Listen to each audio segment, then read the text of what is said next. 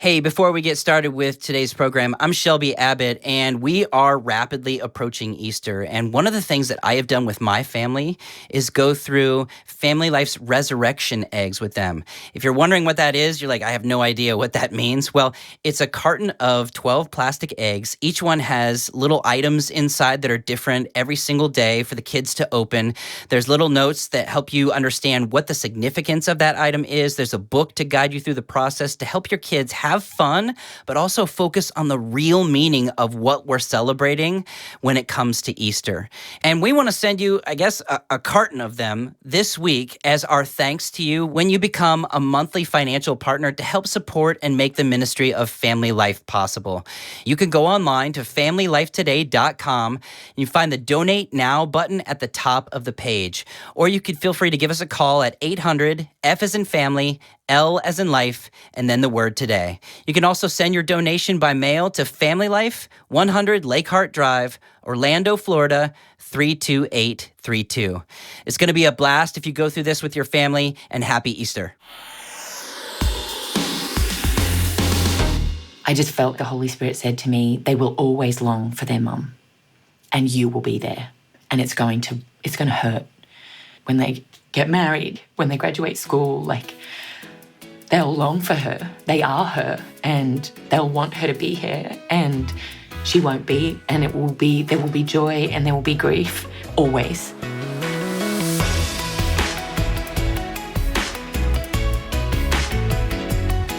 Welcome to Family Life Today, where we want to help you pursue the relationships that matter most. I'm Shelby Abbott, and your hosts are Dave and Ann Wilson.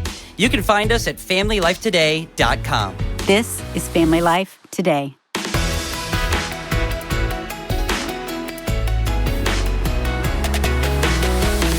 Hey, Ann, I bet you didn't know that 75% of pre-blended family couples don't get any premarital counseling. Okay. Hey, Dave, did you know that most churches have no idea that the premarital training they do for couples getting married for the first time is grossly inadequate for couples forming a blended family? Wow. We need to do something about that. Well, the good thing is today we're talking about premarital counseling specifically for couples that are forming blended families. And I think maybe some of you know this, but maybe some of you don't, that in 2021, Ron Deal launched the book Preparing to Blend. And that's just this premarital program for couples that are forming blended families and for the pastors who serve them.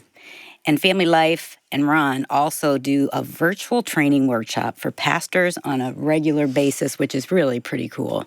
In fact, he even has Blended and Blessed coming up in April 27th, which we can tell you about a little bit later. But after his book launched, Ron interviewed some couples for his Family Life Blended podcast to see what was helpful for them. And we're going to be hearing a portion of that conversation today on Family Life Today. And a lot of you know this, but Ron is the director of Family Life Blended, and he hosts our podcast for blended families.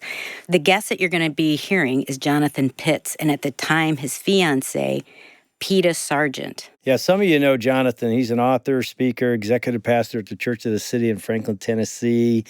We had him on Family Life Today about his book after his first wife died. And Peta, his fiancée, was born in Malaysia, raised in Australia.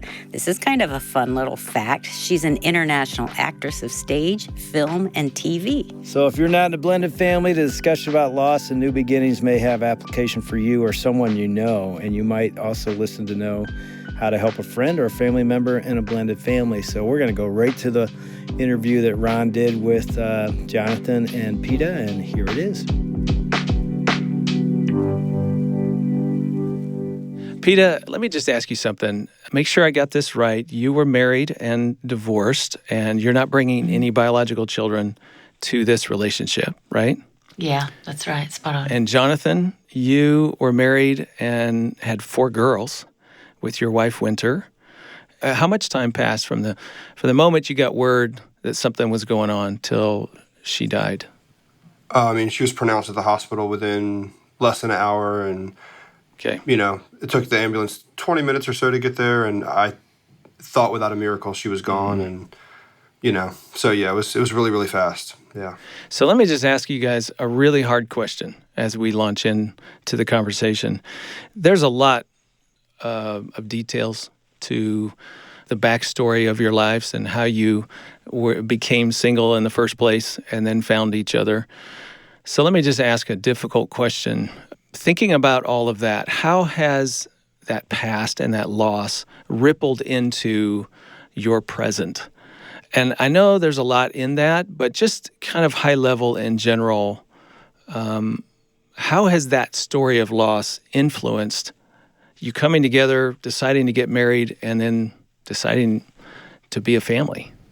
I'll let you jump first. He's better at starting things. I don't know. I mean, there's been so much to it. We really met on Zoom our first date, and I wouldn't even consider it a date yet. But in that, I shared my story, she shared hers. And I would call them two pretty big stories, two very different stories, but ultimately... It's hard when you're meeting somebody at 40. We had both just turned 40 when we were introduced. And I remember thinking, like, you don't want to say everything up front and be like, well, this. But at the same time, you're in a demographic where you don't necessarily want to muck around. Yes. And if somebody can't hold space for the bigness of your story or the bigness of your loss and what that means for the girls and all of that sort of thing, you kind of want to get to it pretty quickly. Yeah. And I would say the beauty of how we came in together is we both kind of had full knowledge of each other's stories. And I think there has to be a willingness to carry that in a way for each other. And because we know that it's God, it doesn't feel like a burden for either of us to carry the thing, but we realize we're carrying a thing somewhat differently, a weighty thing. Yeah. There's actually a quote that I wanted to share. We're also renovating a second master room in the current house, and we had talked about buying a new house and having a fresh start and, trying to come into this thing with like newness. And I happened to be watching the master classes. So there was one on there by a woman named Kelly Wersler, who's like a pretty well-known designer, interior designer. And she said this thing that for us, it not only felt like confirmation that we should renovate, but it just felt like it gave us language around, I guess, kind of what you're asking. She posited a couple of questions in the masterclass. How can an old soul be given a new spirit? And of course, she's talking about architecture and historical buildings. How can the two have a conversation in the new space, the old and the new? We want to embrace the past, but we also want to give our space a new spirit. You need to remember there's always going to be a dialogue going on between what's new coming into the space and what's already there, what's historic.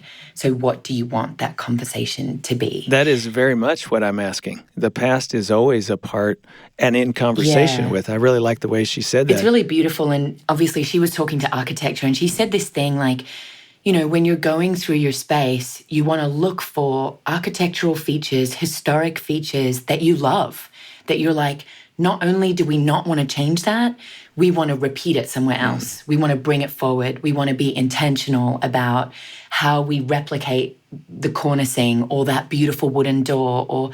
So it just kind of gave us a mindset around not just how do we hold space for winter for the girls, but where else, like her spirit or what the girls carry of her, or what other ways can we kind of not only hold space for what's already there, but actually create space to carry it forward and kind of include it in what we're going forward in. And I feel like for me, I was like, I'm 1 coming into your 5. And there's a lot to learn there. Like we've used language like, sometimes it feels like, even though I'm 40 years old, I feel like I'm being adopted.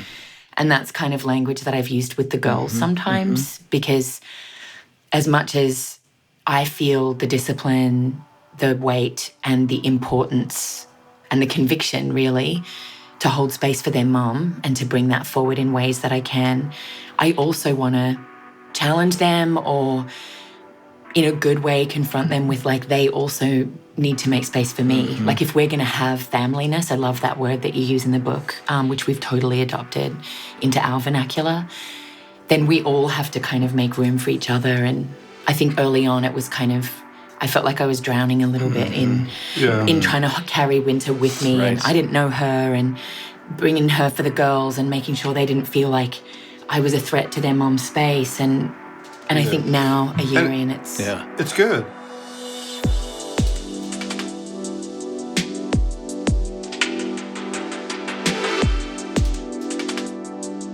So the book clearly says coupleness does not equal familyness.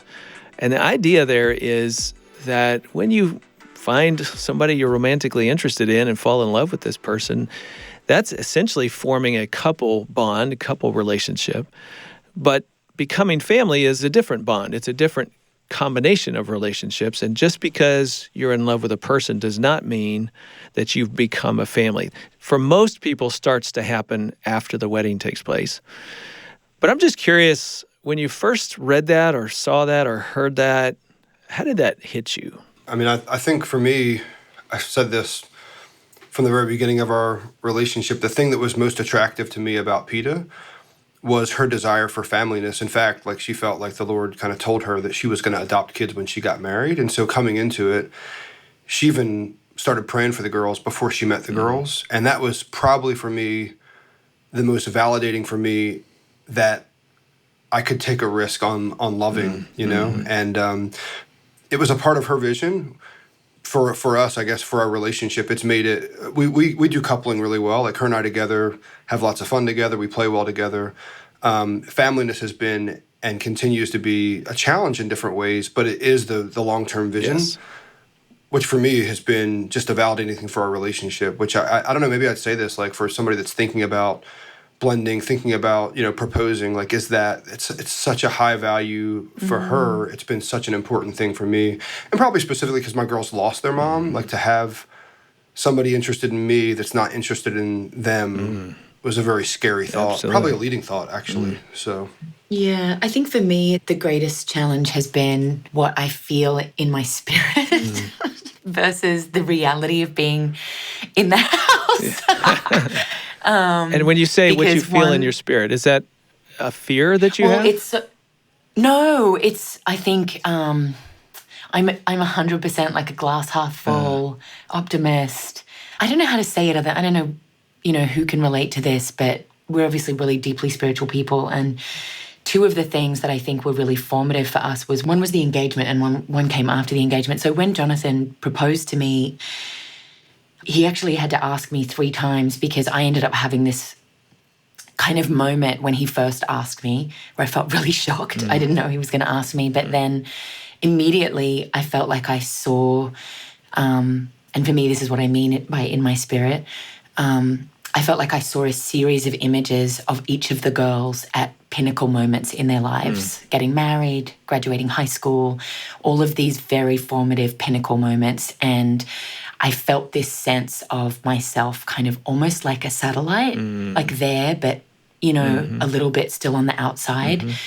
And I just felt in my spirit, like the Holy Spirit said to me, they will always long for their mum and you will be there. And it's going to hurt. They'll always long for her when they get married, like when they graduate school, Yes, like they will. they'll long for her. They are her and they'll want her to be here. And there will be joy and there will be grief always. And I just felt like in my spirit, the Lord said to me, if you're not willing to stand in that grief with them, then don't say yes. Because it's going to be a lot. It's going to be for the rest of your life. Like you're going to be the one who is there when they long for their mum and you've kind of been there, like doing the thing with them and spending the time with them and cooking the meals, and they'll be like, we want our mum. And it's going to hurt, and it's going to hurt everyone. So that's what I mean by in my spirit. And then I said yes. I was like, I can do that. What is so beautiful about that, Peta, is that you saw a reality and you said, I choose yes. I think so many people have the assumption that, well, because you and I say yes to each other, that the kids are not going to have those moments where they see me but wish and long for their mother. They're just going to be fine. It's going to be, we've repaired it, we've fixed it, we've taken care of that hurt or pain in their heart. But no, how much more special it is to see it for what it is and say yes to it. I think that's beautiful. I mean, it's beautiful. And then there's also moments where I'm there and I'm like, they don't see me. And they want their mom. And it really does hurt. And that's what I mean by, for me, the biggest wrestle is like, in my spirit, I'm like, I can do this. I love them. I'm born for this. I'm made for this. I'm forged for this. For me, trying to figure out how to maintain sort of the integrity of the orbit of who I am as a woman, as an artist, as a being, spiritually, emotionally, physically, And physically to me is really important because I do kind of have a largeness around my personality. I'm like 5'10" almost, and I have a pretty big presence. And The girls were like 4'11". And so when I first came into the house, even my presence was very shocking to them. So it was just like, how do I figure out how to be in that space of holding space for their mom, being with them in their grief, but also being like, I have to be able to be myself here.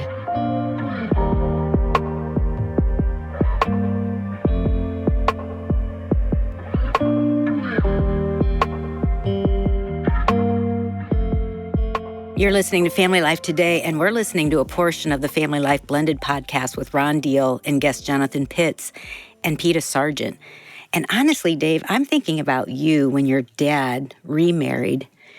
I don't think most couples necessarily think through how this marriage will affect the entire family and even each child as they're blending. Yeah, I don't think my dad and my stepmom are unlike anybody else. They did absolutely no preparation and struggled. And I think most do, even if you do prepare, but it's definitely helpful to prepare. And listening to Jonathan Peta talk about it, man, they are just like everybody else. And that's why it's so great that Ron wrote Preparing to Blend. I mean, it's good for couples in their first time marriage, but if you're trying to blend a family and you don't have any premarital preparation, it's going to be nothing but a train wreck.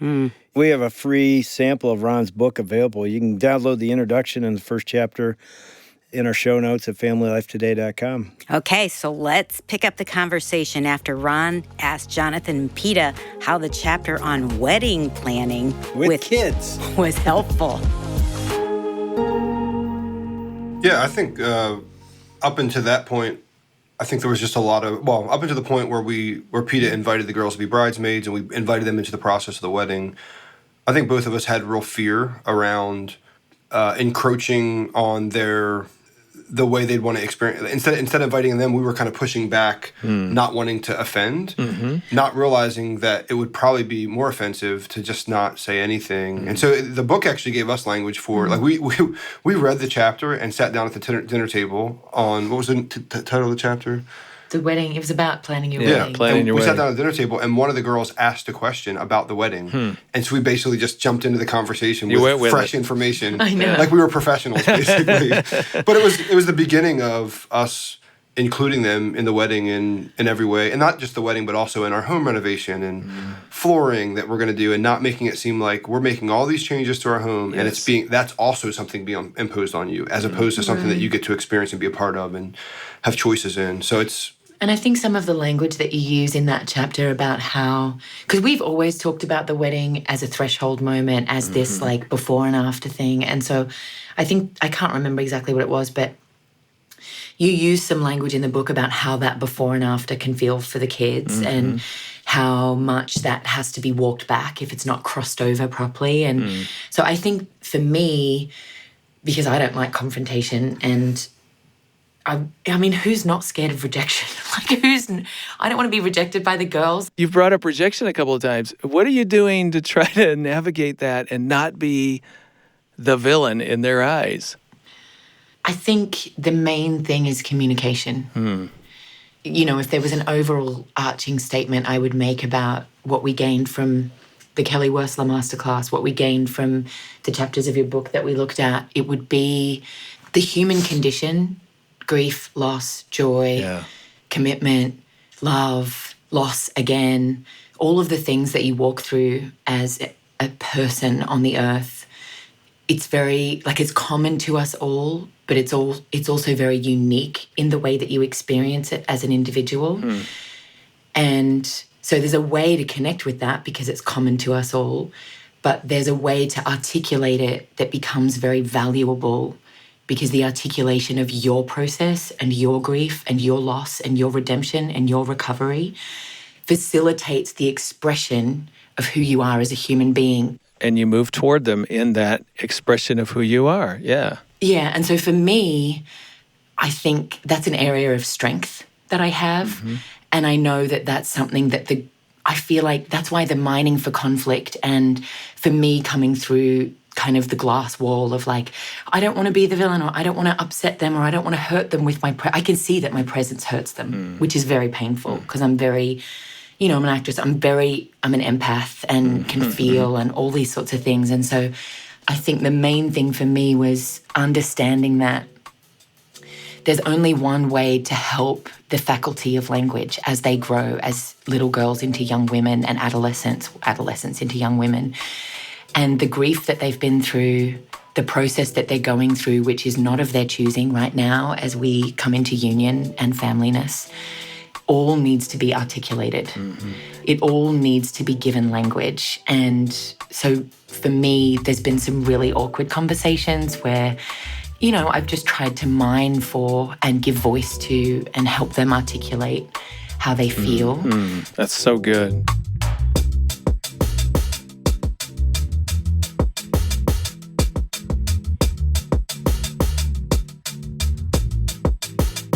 We've been listening to a portion of the Family Life Blended podcast with Ron Deal, and Ron is joining us in the studio. Ron, it's great to have you, and this conversation is so interesting to me. Yeah, and I gotta say, I don't know if you were thinking this, I think I could listen to Peta's accent I thought the same thing. forever. It's really beautiful. She makes me calm. Yeah, and what she was just saying, when my dad and my stepmother married, I was in middle school, and Beata was her name. She did a good job of reaching out. I think she saw the struggle in me. And I don't think my dad saw it, but I think my stepmom saw it, and she sort of reached out, and she had empathy, and she was like, "Are you okay?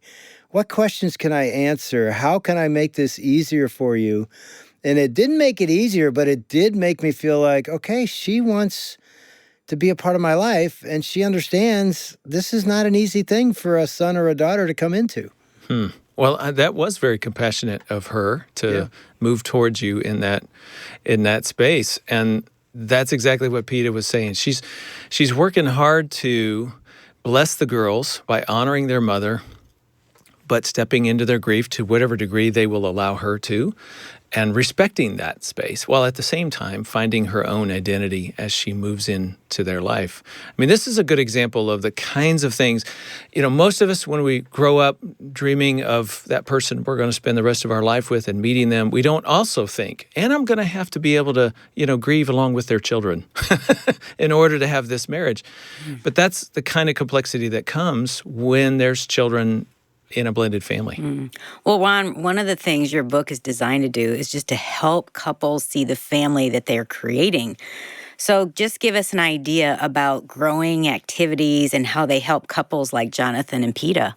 Preparing to Blend is an entire comprehensive premarital program for couples forming blended families, and it doubles as a guide and a resource for pastors or mentor couples that are trying to do premarital ed with couples. And essentially, it replaces everything you've ever done in the past and brings it into a context where it's specifically designed for step family couples. So there's a growing activity within the book, for example, that is all about seeing your family for what it's going to be.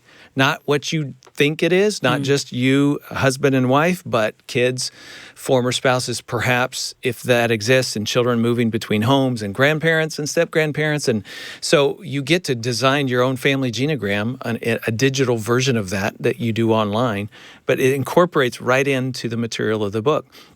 That's the kind of growing activities we've designed right into this, so that you're not just coming in with misaligned expectations or preconceptions of what your family's going to be, but then you really get a sense of what it can be. I think that helps couples make more informed decisions about the wedding or about the timing of the wedding and how quickly they move towards, even maybe you're engaged but you haven't got a date yet. How do you make those decisions? I think the more informed you are about what you're actually building and creating and how children need to come along with you in that process, then you make better decisions. There's actually 8 different growing activities built right into the program. The genogram is just one of them. We talk about expectations and what's realistic and not realistic. We talk about planning the wedding, And couples are given the task of going and having a dialogue with the children about the wedding. And you heard Jonathan and Peta talk about how that impacted their decisions about wedding and helped inform them and connected them to children around some of those topics. So that's the kind of thing that's built into this program. We mentioned earlier about Blended and Blessed coming up April 27th, covering same topics or totally different? Totally different. Blended and Blessed this year is about building unity in blended families. You know, at FamilyLife, we talk a lot about oneness. Yeah. Well, the biblical term for that is unity. And so what does that look like? And how do we manifest that in blended family situations? Blended and Blessed is our annual live stream event. You can attend from anywhere in the world. That's right, anywhere in the world. We tell people if your time zone doesn't match up with our time zone, that's okay. You can either push pause and wait till it works, or you can wait till the next day and start it from the beginning, however you want to do that. We have churches that gather couples together and watch it as a group. Blendedandblessed.com is the place you go to find out all the information and how to register. We'd love to have anybody listening join us, or churches to host it for people in their community. Ron, it's always great to be with you. Thanks so much. Thanks for having me.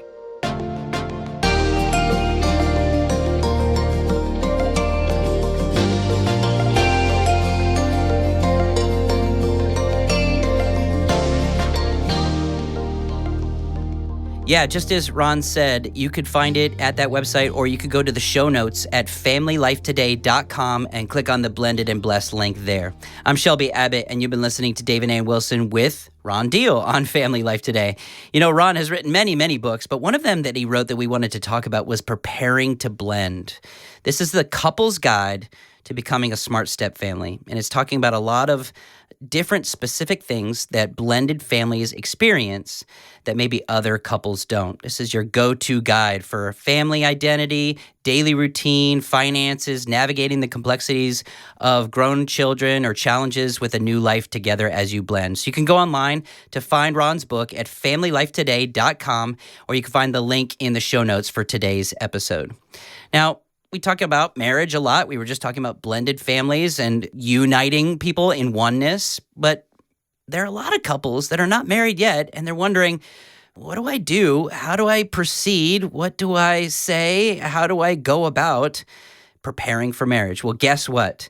Beyond the madness of wedding planning, we want to help you focus on building a great marriage foundation, starting with 5 essential conversations. And those 5 are finances, sex, God, family, and the future. David and Meg Robbins have put together an entertaining and romantic book called Preparing for Marriage. It's a study guide to help you walk through your engagement together and figure out what those 5 essential conversations are, how they need to happen, and how they are directly applicable to you. So if you are an engaged couple or you know an engaged couple, we encourage you to check out Preparing for Marriage. You can find the link in the show notes at familylifetoday.com. On behalf of David A. Wilson, I'm Shelby Abbott. We'll see you back next week for another edition of Family Life Today. Family Life Today is a donor-supported production of Family Life, a Cru ministry, helping you pursue the relationships that matter most.